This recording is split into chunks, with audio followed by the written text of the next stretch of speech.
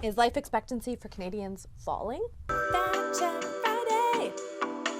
Yes, Canada's life expectancy has dipped in recent years, but why? If you look at this viral clip that resurfaced online featuring comedians Joe Rogan and Tony Hinchcliffe, you might be confused. Canada's overall life expectancy. That might be the craziest statistic in the world right now. It's down 2.5 years since 2020. Whoa. What? First of all, the drop since the COVID-19 pandemic was roughly 1 year, which is significant, but it's not as big as 2.5. But wait, they go on. What could that possibly be from? I don't know, Tony. Weird.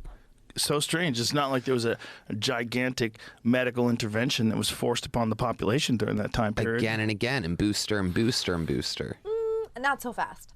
A fact check by the Canadian Press points out that there's no evidence that vaccines or boosters had a negative impact on Canada's life expectancy. How do we know that? Well, the steepest single-year drop for people's lifespans was in 2020, before any COVID vaccines were widely available. On top of that, a StatsCan report earlier this year looked at life expectancy in British Columbia. It found declines could largely be explained by excess deaths from the virus itself, as well as a rise in drug overdoses during the pandemic. Plus, the news isn't all bad. The latest numbers say Canada's life expectancy is on the way up.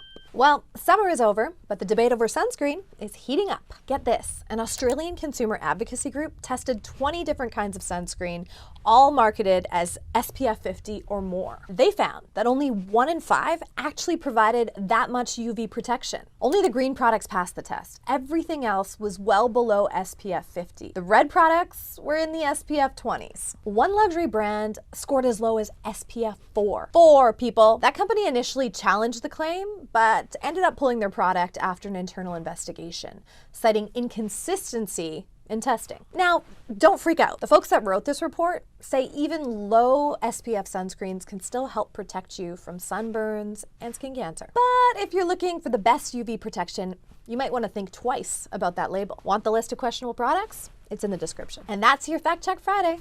Now you're in the know.